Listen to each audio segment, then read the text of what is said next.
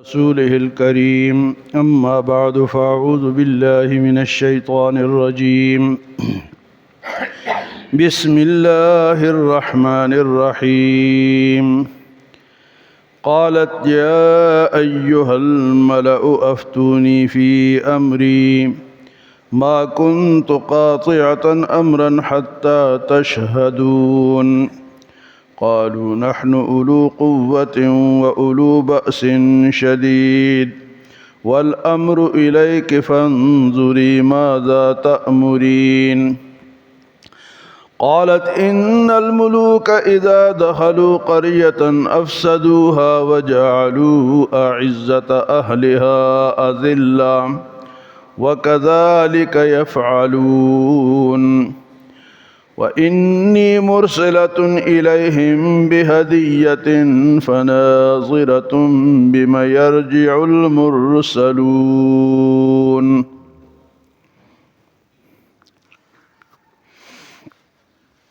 سلیمان علیہ السلام کا خط لے کر جب ہدہد ملکہ بلقیس کے پاس پہنچا، خط دیا، تو اس نے اپنی کابینہ کی میٹنگ بلائی کہ میرے پاس ایک معزز خط آیا ہے، اور یہ خط جو ہے یہ سلیمان علیہ السلام کی طرف سے ہے، اور اس کی ابتدا جو ہے وہ بسم اللہ الرحمن الرحیم سے۔ تو خط لکھنے کے لیے بھی اسلام نے طریقے بتائے۔ حضور صلی اللہ علیہ وسلم نے مختلف بادشاہوں کو خط لکھے تو اس کے شروع میں بسم اللہ لکھی۔ تو بسم اللہ لکھتے ہیں، پھر اپنا نام لکھتے ہیں، پھر آگے اپنے غرض بیان کرتے ہیں۔ یہ خط کا طریقہ ہے، اور خط کا جواب بھی دیا جاتا ہے۔ تو فرمایا کہ یہ خط آیا ہے، اور یہ خط جو ہے یہ معزز خط ہے، اور یہ بسم اللہ الرحمن الرحیم سے شروع ہے، اور اس میں بات کیا لکھی ہے؟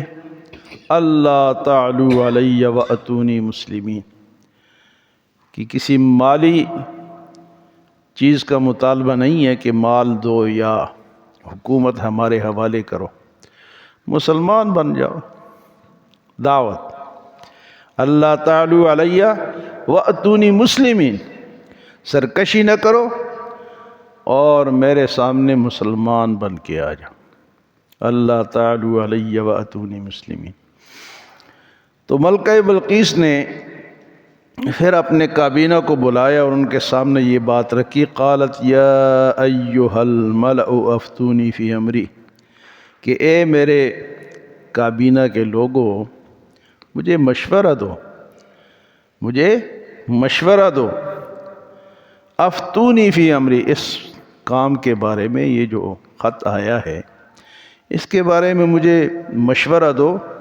ما کنت قاطعۃ امرا حتی تشہدون، میں تمہارے بغیر فیصلہ نہیں کرتی، مشورے کے بغیر میں فیصلہ، یہ اس کا طرز حکمرانی تھا کہ اپنے کابینہ سے وہ مشورہ کرتی، اور ویسے طریقہ بھی یہی ہے۔ اسلام نے یہاں سے یہ ہمیں حکومت کا طریقہ بھی بتایا جا رہا ہے۔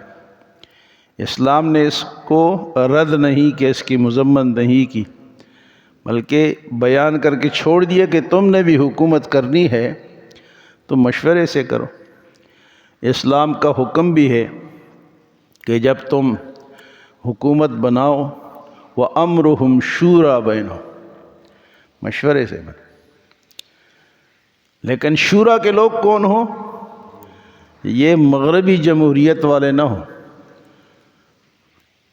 علامہ اقبال کہتے ہیں نا کہ بترس از طرح جمہوری و کارکن پختہ کار شو، اس جمہوریت سے ڈر اور کسی پختہ کار کے پیچھے چل۔ کہتے ہیں کہ دو مغز دو صد خر یک انسان نمی آید، 200 گدھوں کا دماغ، 200 گدھے اور ایک انسان کے دماغ کو نہیں پہنچ سکتے۔ کیا مطلب؟ کہ ایک طرف سے 200 بندے ووٹ ڈالتے ہیں اور ایک طرف سے بہت بڑا پڑھا لکھا عالم ووٹ ڈالتا ہے، تو گننے میں برابر ہے نا۔ 200 آدمیوں نے ووٹ ڈالا، ادھر سے ایک آدمی نے پڑھا لکھا ہے، بڑا جناب سمجھدار ہے، ہوشیار ہے، حکومت کرنا جانتا بھی ہے، حکومت جس کو منتخب کرنا ہے اس کو بھی جانتا ہے، لیکن وہ 200 والا جیت گیا، یہ ہار گیا۔ یعنی اچھے دماغوں والے تھوڑے ہیں اور برے دماغوں والے زیادہ ہیں، وہ زیادہ جیتیں گے۔ تو اسلام کہتا ہے کہ شورا کے لوگ ہوں۔ شورا کے لوگ کیسے ہوں؟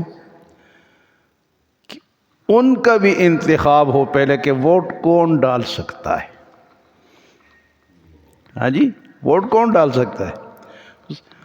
یہاں جب الیکشن ہوتا ہے نا تو یہ کاغذات جب جمع کرنے جاتے ہیں نا تو وہ جو آگے بندہ ہوتا ہے الیکشن کی طرف سے، وہ بعض دفعہ پوچھتا ہے جی دعائے قنوت سناؤ، کلمہ سناؤ، تیسرا کلمہ سناؤ، نماز سناؤ۔ ان کو نہیں آتا، یہ جو کینڈیڈیٹ جو ہمارے نمائندے ہوتے ہیں نا، ان کو کلمہ نہیں آتا، لیکن ہم ووٹ انہی کو دیتے۔ تو اسلام میں کہتے کہ ووٹ دینے والے کے کرائٹیریا بھی ہونا چاہیے کہ کون ووٹ دے سکتا ہے اور کون نہیں دے سکتا۔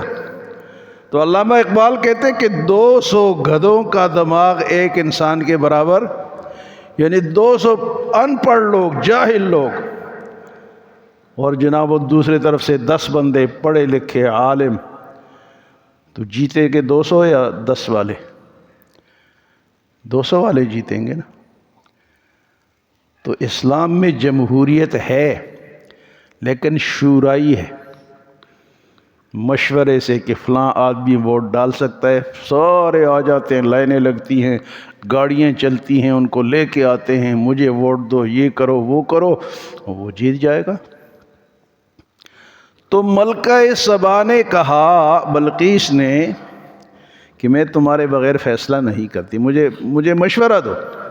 ما کنت قاطع قالت یا ایھا الملأ افتونی فی امری، مجھے اس خط کے بارے میں مشورہ دو۔ ما کنت قاطعۃ امرا حتی تشہدون، میں تمہارے بغیر فیصلہ نہیں کرتی جب تک تم سے مشورہ نہ کروں۔ تو کابینہ کے لوگوں نے تو یہ مشورہ دیا، قالوا نحن اولو قوۃ و اولو بأس شدید، ہم طاقتور لوگ ہیں، مضبوط لوگ ہیں اور بڑی طاقت والے، اور لڑنا بھی جانتے ہیں، لڑنا جانتے ہیں، طاقتور لوگ ہیں اور لڑنا جانتے ہیں، ہمارے ذمے جو بھی ڈیوٹی لگاؤ گی ہم پورا کریں گے۔ ما قالوا نحن اولو قوۃ و اولو بأس شدید، فرمایا والامر الیک فانظری ماذا تأمرین، آپ حکم دے اور پھر دیکھیں ہم کیا کرتے ہیں۔ فانظری ماذا تأمرین، جو آپ نے حکم دیا پھر ہم کر گزریں گے، جو بھی آپ حکم دیتی ہیں۔ خط آیا ہے اور مشورہ ہمارا یہی ہے کہ ہم اگر کہتی ہیں کہ لڑو تو لڑیں گے، کیونکہ ہم طاقتور ہیں اور لڑنا جانتے ہیں۔ تو ملکہ نے بڑی سمجھدار تھی، اس نے کیا کہا؟ قرآن کہتا ہے قالت ان الملوک اذا دخلوا قریۃ افسدوها، ہے کہ جب کوئی بادشاہ کسی ملک پہ حملہ کرتا ہے، داخل ہوتا ہے، افسدوها، وہ اس کو تباہ کر دیتا ہے۔ کوئی بادشاہ جب کسی ملک میں، کیونکہ دنیا میں جنگ کا کوئی قانون تو ہے نہیں، ہاں اسلام میں جنگ کا قانون ہے، دنیا میں نہیں ہے لیکن اسلام میں ہے۔ اسلام میں حکم ہے کہ جب جہاد ہو رہا ہو، جنگ ہو رہی ہو، تو ایک تو بچوں کو نہیں مارنا، بوڑھوں کو نہیں مارنا، علماء کو نہیں مارنا، فصل تباہ نہیں کرنی، عورتوں کو نہیں مارنا۔ اسلام یہ کہتا ہے۔ عورتیں آ گئی سامنے، خاموش، بچے آ گئے خاموش، فصل تباہ نہیں کرنی، جانوروں کو نہیں مارنا، بوڑھوں کو نہیں مارنا، علماء کو نہیں مارنا۔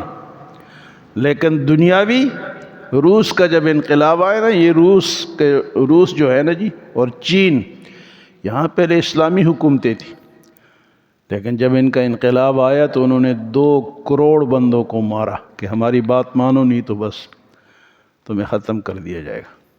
یہ جو سمرقند بخارا ہے، ہمارے امیر صاحب وہاں سے ہو کے آئے ہیں، تبلیغ پہ گئے تھے، پہلے تبلیغ وہاں سے چلتی تھی۔ امام بخاری بخارا کے ہیں، بخارا روس میں، سمرقند بخارا کہاں پر ہے؟ یہ روس میں ہے۔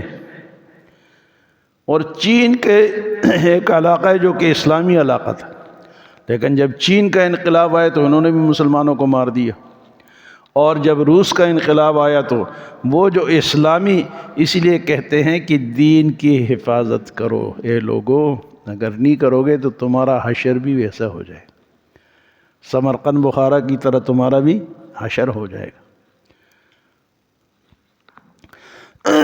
تو ملکہ نے کیا کہا؟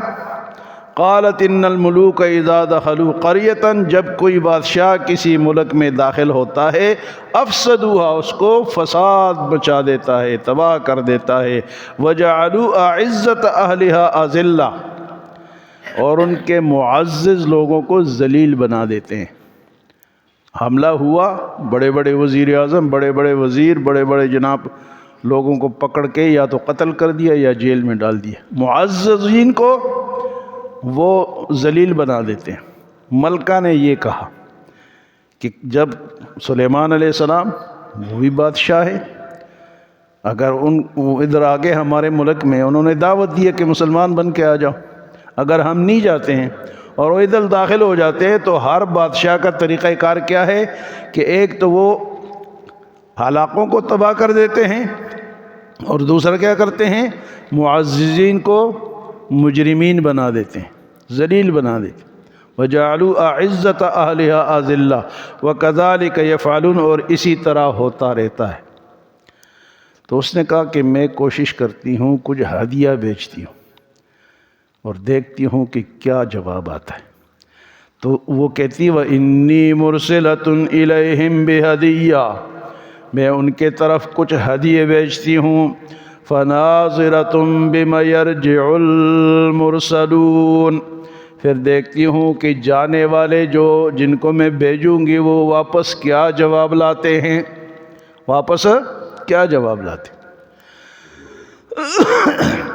تو اس نے کیا کیا کہ 500 غلام نوکر، 500 کنیزیں، خادمائیں، عورتیں خدمت کرنے والی، اور 500 سونے کی اشرفیاں، یہ بھیجی سلیمان علیہ السلام کی طرف۔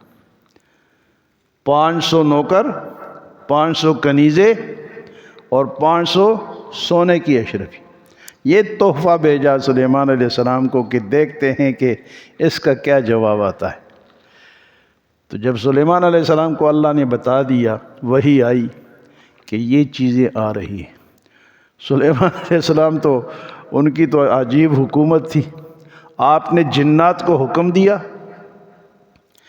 کہ 900 میل تک سونے کی سڑک بنا دو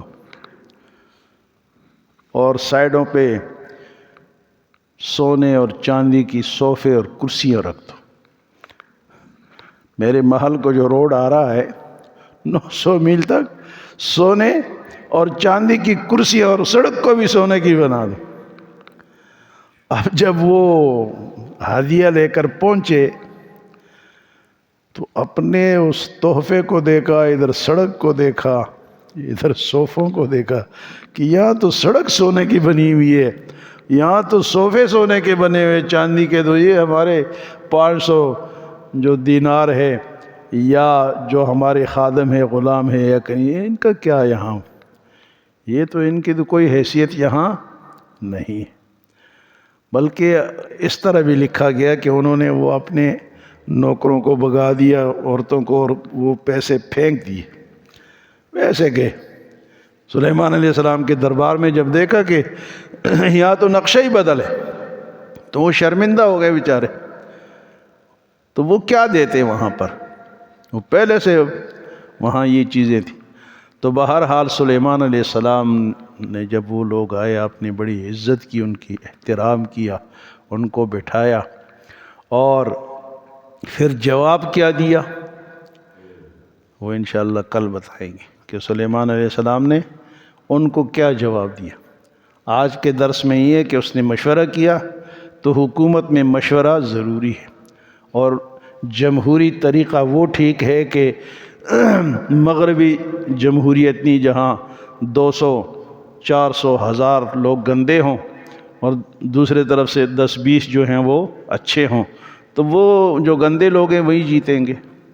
تو ایسے لوگ ووٹ ڈالے جو کہ ان کے لیے کوئی طریقہ ہو کہ بھئی کتنا پڑھا لکھا ہو، اس سے کیا سنا جائے، اس سے نماز سنی جائے، اس سے پوچھا جائے کہ اسلام کے بارے میں، علم کے بارے میں، اللہ کے بارے میں، پھر وہ ووٹ ڈالے جا کے۔ یہ اتنا ہر ایرا غیرہ نتھو خیرہ جا کے جناب ووٹ ڈال کے آئے اور جناب یہ بدماشوں کو جتوا کے آئے۔ تو یہ قرآن ہمیں یہ بتاتا ہے نا کہ ملکہ ہے، کافرہ ہے، ابھی وہ مسلمان نہیں ہوئی، لیکن اس کی جو حکومت تھی وہ ٹھیک تھی۔ تو پھر اس نے ہدیے بھیجے، لوگوں نے تو کہا کہ ہم لڑنے کے لیے تیار ہیں، لیکن اس نے ہدیے بھیجے اور کہا کہ میں دیکھتی ہوں کہ کیا جواب آتا ہے۔ تو جواب انشاءاللہ کل اس کا ذکر ہوگا۔ اللہ ہمیں عمل اور سمجھ کی توفیق عطا فرمائے۔